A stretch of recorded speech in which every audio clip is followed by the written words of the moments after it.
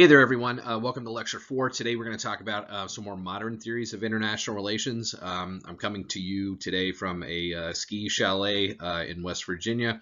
My wife and kids like to ski. I do not ski for a couple of reasons. Number one, I didn't grow up skiing. It wasn't a thing that we did or could afford to do. Number two, I feel like it's a bad idea to do something that you are going to be really bad at the age of 42, trying it for the first time.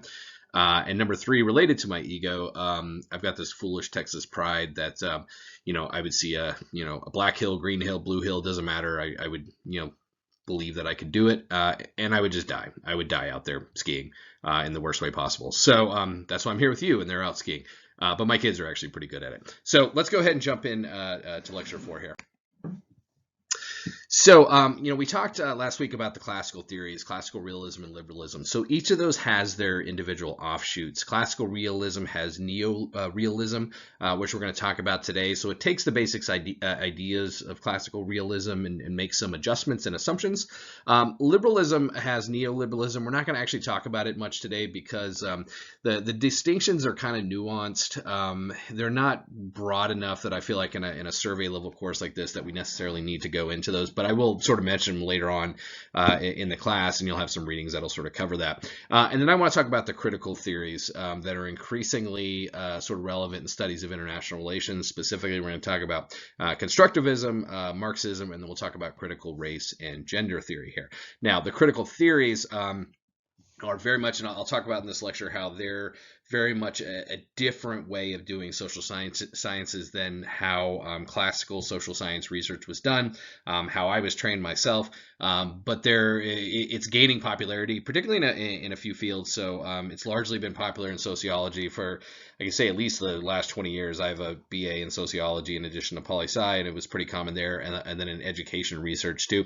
We'll talk more about this, including sort of the relevance to the current debate around critical theories. So let's start with neorealism here. So classical realism, if you'll remember, placed focus on human nature dictating state actions. So human nature was, if you remember the reference to Hobbes there, was poor, short, brutish, bad things.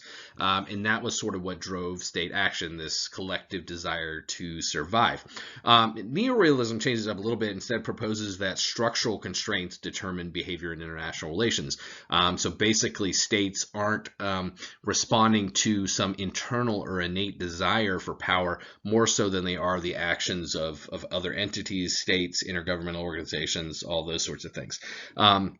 Like classical realists, neorealists believe that states act out of, egoism principally for their own self-interest, but that the impetus for a lot of their actions is the actions of sort of other state actors here.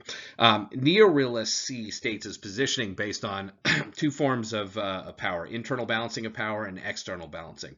Internal balancing of power would be building one's own capabilities. So building a nuclear arsenal or a military, or building a wall along your border.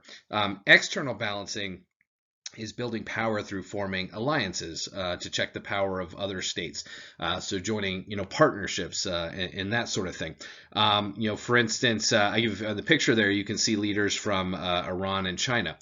So Iran obviously doesn't have a particularly advantageous position with the West. So they've looked east for partnerships, and creating an alliance and a trade agreement with China essentially gives them a power that externally balances and allows them to offset the fact that they're very limited in their ability to develop their own military and arsenal of weapons and that sort of thing. The major difference between realism and classical liberalism is the importance of neorealism places on alliance. That should be classical realism, not liberalism. I'll go back and change that there. While classical realism suggested that superpowers gain really no benefit in creating alliances with weaker states, because if you're on the top, the idea is, what does the shark care about the opinion of the swordfish, I guess, if you will. Neorealists actually see, a good degree of benefit to the superpowers, even in creating these alliances here. So neorealists see alliances as the solution to the security dilemma. And what the security dilemma is where you do so much internal balancing to increase your security that it leads to reactions from other states. So the idea being that North Korea builds a nuclear arsenal, right? Other states, other places such as South Korea, Japan, the United States are going to see that as a threat, and they're going to react to it. So that internal balancing doesn't occur within a vacuum there. If you look at relations between Israel and the United States, this was a major area of emphasis for Donald Trump there. Obviously, I think most people would argue that Israel benefits the most from that relationship. They're able to enter trade agreements with the United States, buy munitions. The Israeli Air Force has, F-16s and F-15s, U.S.-built fighter jets to defend itself. On the flip side, if you look at the benefit of the United States, obviously it creates an ally in a region that we're heavily, socioeconomically and politically invested in there, and so really sort of it's kind of win-win for both sides there. Now let's mention critical theories here. So I talked about this a second ago. So these really emerged kind of in the 20th century. So they're relatively new to social science scholarship, challenge many of the existing dominant assumptions in academic frameworks here. So specifically, and let me go tell you a little bit about sort of the very short history of the social sciences. Largely economics, which is more of a science, really sort of created the social sciences because we started to understand all human behavior in terms of what we call rational choice models. So a rational choice model is, you're going to make a decision that's going to maximize your utility or benefit, and you're going to make decisions that minimize, your cost. You're going to do what's, best for you, essentially. That was sort of the origins of the social sciences. It filtered down to the political sciences, filtered down to sociology. Psychology sort of adapted a little bit on its own. So that isn't necessarily as good an example here. Critical theorists would claim that other approaches are too passive. And so, I was trained in the positivist approach, which I'll talk more about here in a couple slides, I think, where we basically observe data, we record data, we identify statistical variances, and then we report on those variances. For positivists, we don't spend a lot of time discussing the implications of our research, what it means, what should be done as a result of that. And I would tell you that even having been trained that way, I don't know that it's the best way to do the social sciences. I can tell you it's the reason I don't do it full time now is because it just felt very empty, doing social science research on important topics. But, letting those things sit shelved in a library and not seeing it sort of acted on just wasn't, I wasn't down with that when I was younger there. Critical theorists, on the other hand, it's become very popular in the social sciences. And it's kind of created this ongoing rift sort of with others, including the positivists, who rely sort of on different styles of reasoning theory here. So I'm giving you the very academic sort of description of critical theory here. Obviously, if you paid attention to the news, things like critical race theory, more so, and to some extent critical gender theory, have been the subject of many a local school board meeting of late. There have been, conservative groups and organizations that have fronted this as a part of this ever-evolving culture war. It's, I would say it's fascinating for someone like me who sees critical theory from a completely different sort of mindset as a tool of social sciences, versus, something that's sort of deployed in schools and that sort of thing. So it's a little tricky there. So I knew the duck would jump on this one. Critical theory, can't you be fired for teaching that? Scarily enough, if I was a high school teacher in Florida and I was giving this lecture, I not only could be fired, but according to what I read last week, charged with a third-degree felony. There's some interesting things going on in Florida, and I won't comment too much of it, but again, it's a function of this perceived culture war. And the idea that, particularly with critical race theory, that, positing the idea that the white race has essentially, maintained power and sort of utilized that power to suppress other groups over time. is something that many school districts and, like I said, political groups are trying to push that narrative out there. From the perspective of social scientists, it's an idea. I mean, ideas can be tested and evaluated, and you can write about them, that sort of thing. It shouldn't be something that's banned, that we shouldn't talk about. Yeah, it's a tricky time here. Naturally, when you look at something, from the perspective of a non-dominant group, that can be very uncomfortable for some people here, and it's tricky because a good social scientist will be trained, whether it's a political scientist or sociologist, to be able, to the extent possible, to put yourself kind of in the shoes and perspective of others. I think one of the great things about this sort of narrative on this over the last decade or so is that many, and I'd include myself in this too, you realize how limited you are to understand social behavior for environments where you don't have any direct experience, right? I'll just say that in speaking with some of my African American friends and hearing their experiences and histories with law enforcement, really substantially changed my sort of perspective on the issue of, unfortunately, police and interaction between police and African Americans in the United States. And that's the idea, right? We should open ourselves to these ideas and learning sort of these other perspectives here. Now, that being said, if I were to be critical of critical theory, particularly in education research, you get sort of stuck in these corners here where we're like, educational institutions only discriminate against women. Well, there's a lot of evidence, particularly in colleges and universities, that men aren't doing so well. I can tell you, I've been teaching for almost 20 years now. My classes have consistently been 2/3 female. Female students perform better academically than male. Women actually took over with the majority of undergraduate students in about the time I was born, around 1980. And so this isn't a new phenomenon. It's an area that, I've written about this. Actually, I have some thoughts that one of the limitations of critical gender theory is that, there was nobody there to study, what could we be doing for men, because that's not sort of how it framed. So interesting. I like critical theory because I think it creates cool questions, research questions, and it encourages us to look at things from perspectives that we might not necessarily have looked at them from or be able to. And I think that's a good thing, and it contributes to sort of good research questions. So told you I wouldn't share opinions. That's about as opinionated as I think I'm going to get this semester. So, I mentioned before sort of the distinction in sort of critical theory versus traditional social science. And so it's worth mentioning that critical theory is heavily reliant upon inductive reasoning. So as a critical, theorist researching something, they would observe something such as, I'll just use the example before. I'll say that, boys are, doing less well in school. I see this, I talk to my colleagues, we see it at the institutional level, at the national level. There's a pattern recognition there. And then the big step here in inductive reasoning is that you jump to this conclusion. It's like, well, systems discriminate against men. And that's sort of a point. It's kind of a bridge too far to leap, because you really have to understand and what's going on there. Is it institutions? Is it something, innate about, men that, is it how we're responding to things such as the media and changing demographics?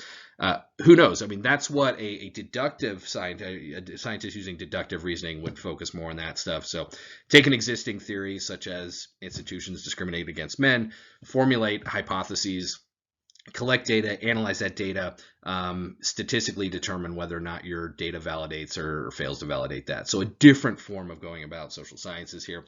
And just so it's clear, I'm not, arguing that, men are systematically discriminated across the board. Education is just one of the few instances where we're seeing challenges, and it's, quite sort of unique, and it bucks kind of the trend of what we've seen in sort of, most of modern history here. So if I didn't make you super irate, you're still with me here. I appreciate that. Let's move on a little bit. Let's talk about constructivism here. So constructivists take this critical approach to suggest that human institutions are socially constructed, meaning that a lot of what we think are an innate sort of byproduct of human behavior are actually things we just created in our head.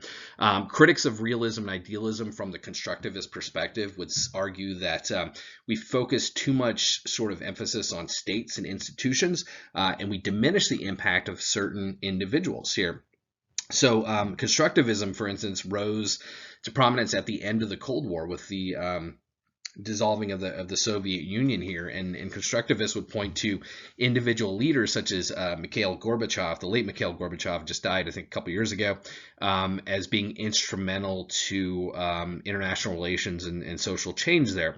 Gorbachev's willingness to speak with the West and reach peace agreements and overall foster good international relations was probably more impactful than institutions, according to constructivists, in sort of leading to the end of the Soviet Union and a period of peace between the United States and Russia.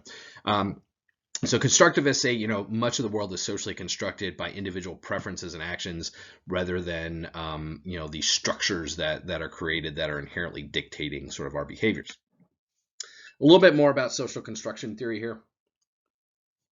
And I get it. I mean, these are some abstract concepts here. So if you need to take a moment, pause this, go back and watch. Obviously you can reference your book as well. These aren't inherently easy concepts to understand here, so I'm trying my best, but feel free to reach out to me if you have any questions here. But probably a better, frame of reference here might be in the study of gender and politics. So, for instance, we know in American elections that in multiple studies have shown that, voters will rate male political candidates stronger than female candidates, particularly on issues related to economics and defense. And this is, men do this and women do this. It's not, even women believe that male candidates are better at handling economies and dealing with defense. Female candidates are in turn shown to be rated more positively on domestic issues such as education policy. And one of the theories that exists as to why we haven't had a female U.S. president at this point is because voters principally vote, they engage in what we call retroactive economic voting.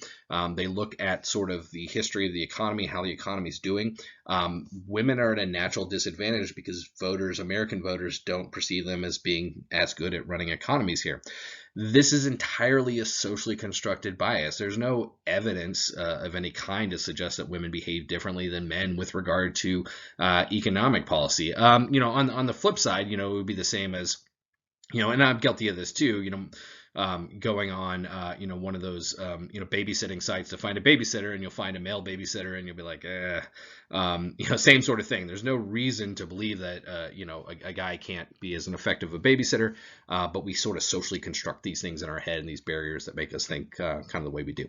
And unfortunately, for female political candidates such as, Hillary Clinton here, for instance, it kind of works against them. So let's talk about continuing on that theme of constructivism. Alexander Wendt. So Wendt was actually, Wendt came to Ohio State as I was leaving. So there was a short period where he actually had the office next to mine. I have a photo in front of that same set of books in our library there somewhere. My hair was bleached blonde, and I was probably 60 pounds lighter. So I'm not going to show you that photo. Wendt wrote Social Theory of International Politics. He argues that these realist and idealist approaches overemphasize materialistic and individual motivations for states. He says that, basically what largely drives international relations are shared values and norms. In that sense, it can be seen as sort of the interaction between state actors is incredibly important. So Wendt would argue that when, Gorbachev and Reagan were negotiating, and we opened our first McDonald's in Moscow, that interconnection of values and norms actually did more to improve international relations between our countries than any sort of peace agreement or formal thing of sort of that nature. Constructivism, countered, what was known at the time, particularly during the Cold War, as the hegemony theory. So a hegemony refers to a system where you have a single dominant state that exists. That dominant state, that superpower, exerts its influence on weaker states that comply to essentially ensure their own security. So think of it as the model of the bully on the sort of playground, right? The bully has supreme power, the younger kids. I had a bully when I was in middle school who he was one of those kids who failed a couple times, so he was actually driving to 8th grade somehow. And yeah, he was huge. He was shaving. Nobody was sort of challenging him there. This is the hegemonic theory there. You also have during the Cold War, we refer to it as the dual hegemony, because you had the U.S. and Soviet Union sort of vying to be this, I don't want to say bully, playground bully, but that was sort of the situation.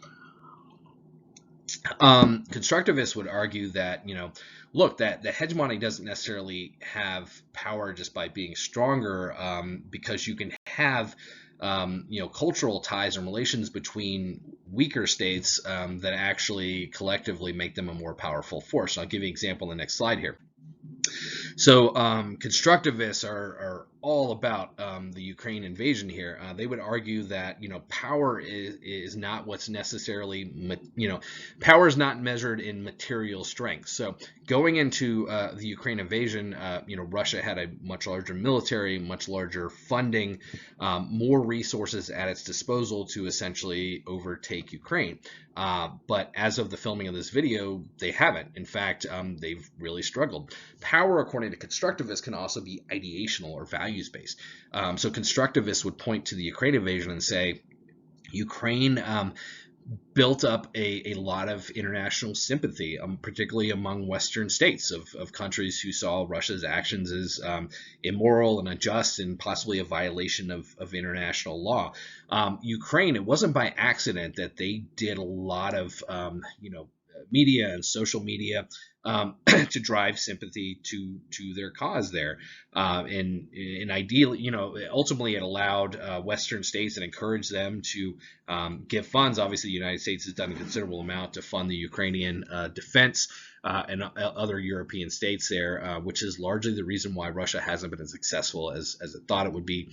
So constructivists, for instance, would point to Vladimir Putin's individual role and say his action and general Western disdain for him was more of a factor in this conflict than pure kind of military might, like a realist might see it. All right, let's shift to Marxism here for a second. So Karl Marx, most famous for writing the Communist Manifesto, with Friedrich Engels, German, wrote extensively on matters related to foreign affairs. He was kind of a Renaissance man of a sort because, he had sort of interest in a whole lot of different things. He didn't write academic journal articles. He, wrote books, substantial sort of, pieces on various things here. Marx argues that the foundational structure of the social world was really this kind of binary distinction between owners controlling the means of productions and the workers that were required to do so. So Marx rejects realism's focus on the state because he says, really at the basis of it all, particularly after the Industrial Revolution, really you just have to look at business owners and the workers, and that's where the power structures exist. And anything done in terms of international relations or anything else is really done so to support the interests of business owners here.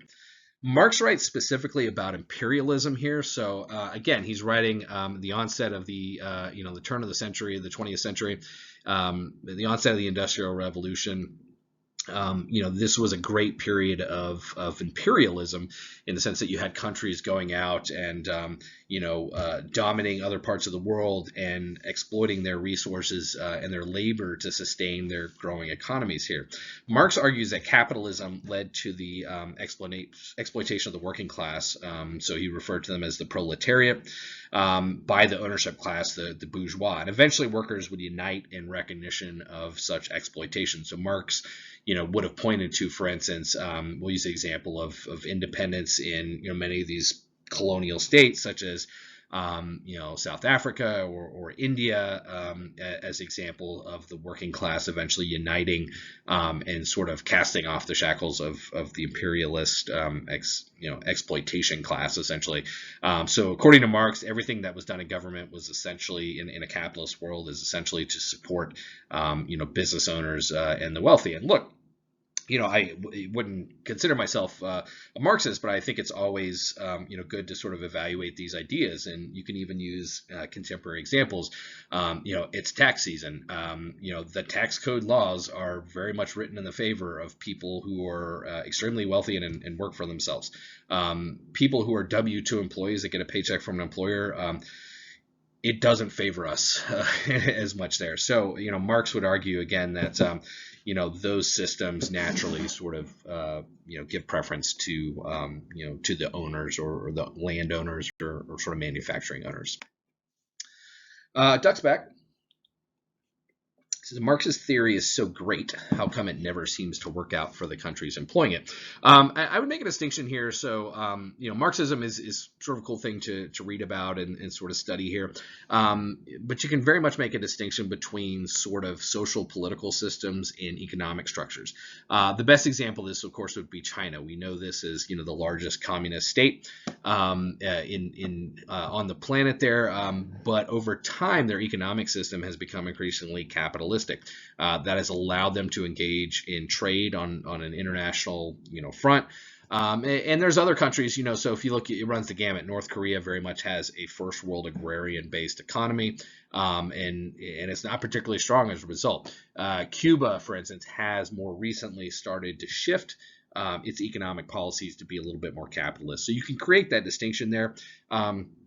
If from a Marxist perspective, you might see criticism that suggests that, these international economic systems, which we'll talk more about later in the class, sort of favor democratic states and alliances and it sort of naturally disadvantages Marxist states. It's, just a different perspective. It's a tough one there, but I would say, make that distinction there of a Marxist economy versus a Marxist, political system, if you will. All right, let's fast forward here. Let's talk about the critical theories. We'll talk specifically about critical gender and race theory.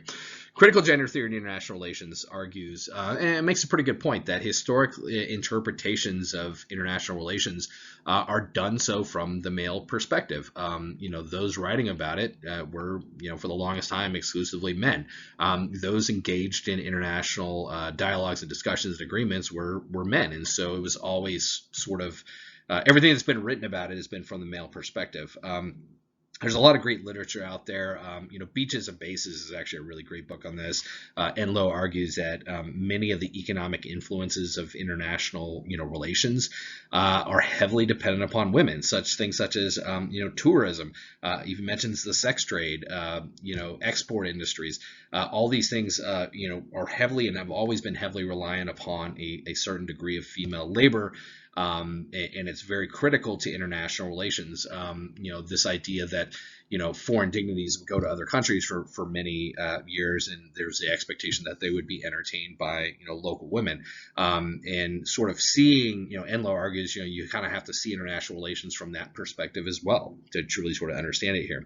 Another salient example, which I always find really interesting, military strength. Enloe argues that, military strength is weakened without women because, particularly in the United States, our military is heavily dependent upon female leaders in the homes.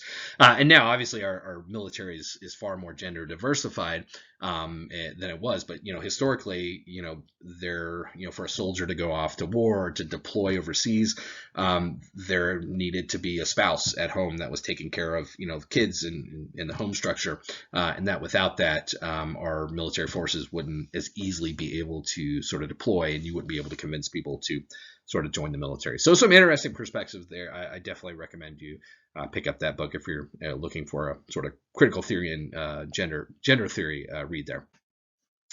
And then critical race theory in international relations. So, one of the most proliferate sort of examples of where critical race theory has contributed to our knowledge is obviously going back to this idea of imperialism, right? This notion, and you can see it in the writings and the speeches and the commentary of the day, the perceived inferiority of whatever the native group of individuals was in these places that these Western powers were colonizing here. So this perception of racial inferiority means that so much of international relations, so much of what we understood about British colonialism is from the perspective of the Brits, right? There was very little for the longest time from the perspective of those actually being colonized. In the United States, for instance, there's a lot that's been written. CRT was sort of heavy in sort of the thoughts related to the Vietnam War, and really sort of pushed this narrative of inequality, the United States being essentially dependent upon inequality to fight in Vietnam. African Americans were about 11% of the population in 1967. They were about 16% of those that were drafted in the military. They were systematically less likely to be officers, in part because traditionally officers would need a college education, so there was a disparagement there, or a disproportionate distinction there, and were more likely to be sent into combat roles, and as a result suffer casualties. And so if you go back to the 60s and the civil rights era, you have the emergence of the Black Panther Party, and their biggest source of contention during that time was the disproportionate share of the Vietnam War that was falling on Black Americans, and the idea that they fronted was that if under different circumstances, the United States wouldn't have been able to mobilize enough volunteers or draftees in the military to fight in Vietnam, and also posit the claim that had it been more white American lives being lost and more attention to that things might have changed, and public backlash would have been greater there. Again, it's an idea. It's an interesting one. I think there's at least some evidence to support that there, and it's something worth sort of critically evaluating, and an interesting and really sad sort of part of our history there. So last slide here, just reflections on critical theory and international relations here. Substantial evidence exists that, we do create biases, that there are socially constructed things that we believe that aren't backed by anything else. I gave the example of, female political candidates at the federal level there. These biases drive a lot of actions of state leaders on international matters. Historically, you probably, learned in an American history class that the threat of the Japanese as an invading force, was diminished among U.S. military leaders and political operatives, because there was this sort of perceived inferiority, particularly in their Navy and Air Forces, that it was racially motivated. This idea that they can't possibly be good pilots. And obviously that came back to, really sort of hurt, harm the United States, at Pearl Harbor there. Like I said, some scholars are very critical of critical theory, and like I said, it wasn't my approach to the social sciences. I have my own criticisms of it in education and sociology, but I do think it produces really great research questions, and I like that it bridges that gap of social scientists that don't really do anything to benefit the world, versus bringing our attention to challenging the situations and exploitation and that sort of thing. So it's at least worth sort of learning about, and it's really kind of unfortunate to see the kind of the backlash against it here. At the end of the day, it contributes to our body of knowledge and sort of understanding of things, and I think that's kind of a good thing. Just realized that I need to give you a code word here. So again, I'm going to look and see what I have that is relevant. I'm not going to show you the bottle of bourbon there. That wouldn't work. This is really a struggle. I don't know. At my car keys. I'm struggling for ideas. Just give me car keys. We'll make that your code word here. And for those that like to get the code word early and then log off, I apologize. I may just sit through the whole thing there. So hopefully, like I said, again, some of these concepts are a little tricky, but reach out to me if I can help you. Car keys are your code word there. So just give me car keys. I promise it'll be more original next time around. Thanks so much. I appreciate your attention, and we'll see you for the next one.